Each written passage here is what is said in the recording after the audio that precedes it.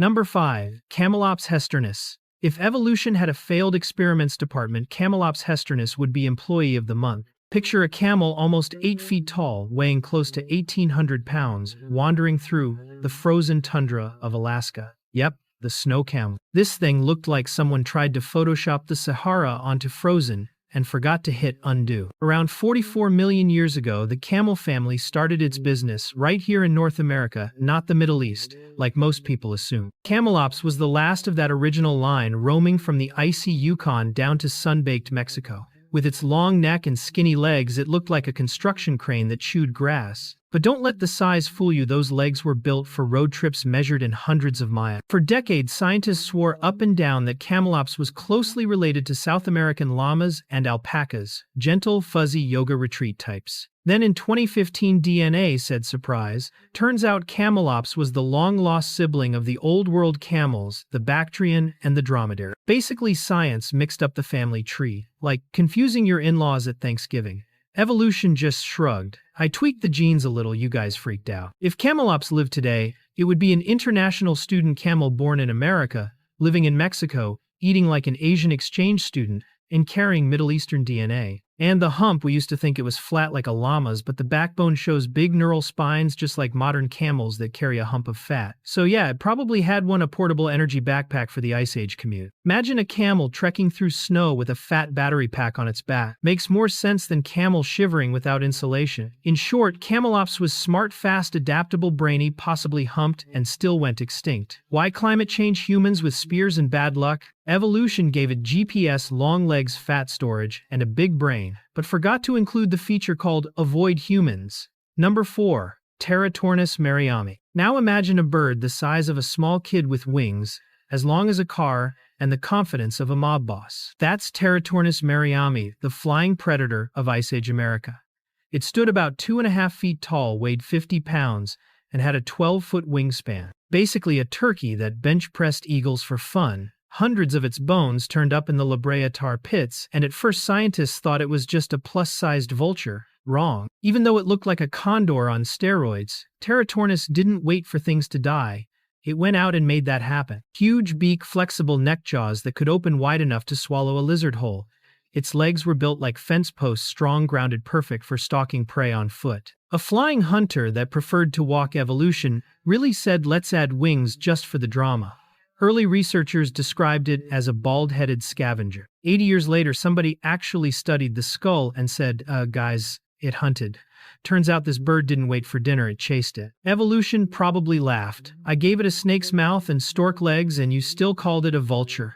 If Teratornis lived today, it'd be a fitness influencer, all chest, no chill, posting captions like, don't call me a vulture. It stalked like a turkey, ate like a snake, and looked like a hawk that forgot its therapy appointment.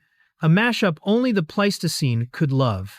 But even apex predators have off days. Teratornis vanished about 10,000 years ago, classic reason, too good at one thing. When the big mammals went extinct, the bird lost its buffet. Meanwhile, its smaller cousin, the California condor, survived by switching to coastal seafood takeout. Moral of the story, don't specialize too hard, even if you're a PhD-level killer turkey. Sometimes flexibility is the real superpower. Number 3.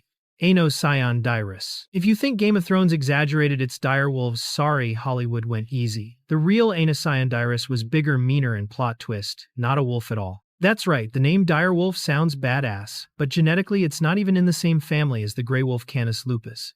It's basically evolution's knockoff brand. Living from 125,000 to 10,000 years ago, Aenocyon was top dog of the Ice Age. Muscular frame, roughly 150 pounds, and a bite strong enough to crush a bison femur like a Cheeto.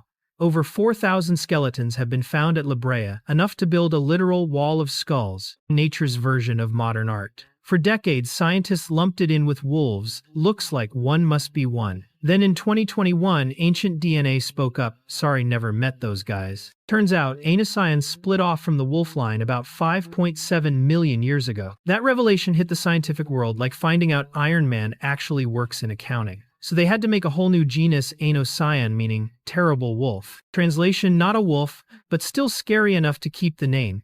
If it existed today, Aenocyon would be that jacked gym bro, massive, hungry, and living on pure meat. They hunted in packs Ice Age CrossFit style, bringing down ground sloths, bison, even North American camels. Broken teeth, cracked jaws, proof they fought hard sometimes with each other.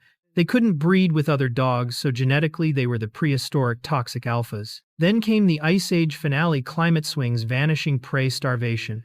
They started gnawing bones, even their own kind, just to survive.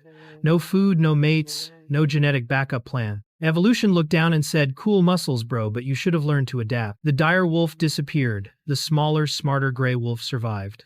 Lesson learned: big biceps don't save you from extinction, but being flexible might. Number 2.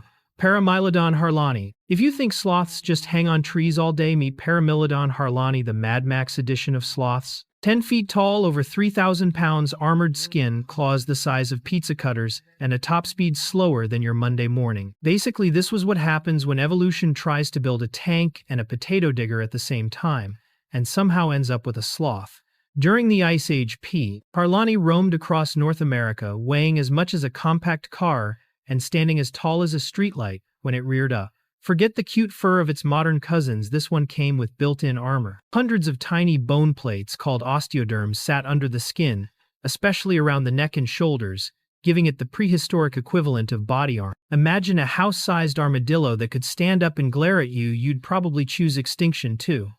At first, scientists thought it was just a lazy leaf eater. Then they looked at the teeth under a microscope and went, "Hold up, it ate roots." Turns out Paramylodon was a professional excavator, using those claws like mini backhoes to dig up roots, nuts, and tubers. It didn't just eat the ecosystem, it remodeled it. An environmental engineer with zero chill, powered entirely by carbohydrates. If it lived today, Paramylodon would run a slow-living TikTok channel or review garden tools on YouTube. Those claws, think Wolverine if he decided to take up landscaping. And it even had its own Ice Age action sequence at White Sands, New Mexico. Fossil tracks show ancient humans stalking it, literally stepping inside its footprints to sneak closer. That's right, the first episode of Ice Age Fast and Furious was basically the Sloth and the Furious, but in slow motion. In the end, armor claws and the death spin defense couldn't save it. Climate change plus hungry humans is still the deadliest combo in history. Nature built a walking fortress and forgot to give it speed. Moral of the story: eat clean, live green armor up, but it means nothing if the guy with the spear runs faster.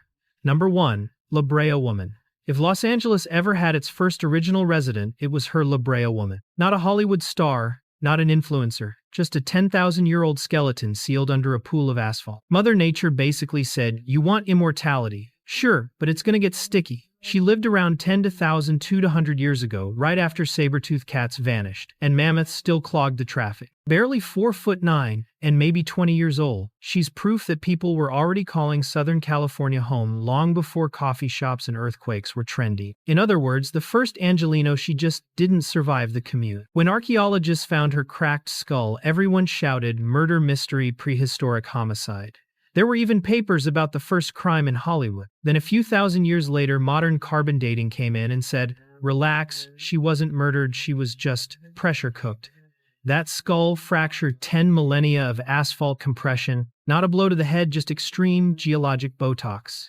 And then came the dog drama. A canine skeleton found nearby made people tear up, all buried together, until testing showed the dog was 7,000 years younger. So she'd been resting since the Ice Age, while Fido was just walking by minding his own business. In reality, the tar had mixed everything up. Human bones, dog bones, seashells, stone tools, all stirred into a prehistoric stew. Today, Brea Woman isn't on public display, out of respect for indigenous heritage and modern ethics. But she remains a legend, the only human ever recovered from the tar pits. The first citizen of Los Angeles, the accidental fashion icon of the Holocene, and a timeless reminder that no matter what era you live in, it's hard to be in LA without getting stuck in something. And that's a wrap. Welcome to Beats Lore, where we dig through prehistory's strangest stories, sometimes literally. If you still feel a little tar on your hands after this trip, congrats, you just survived the Ice Age version of Los Angeles.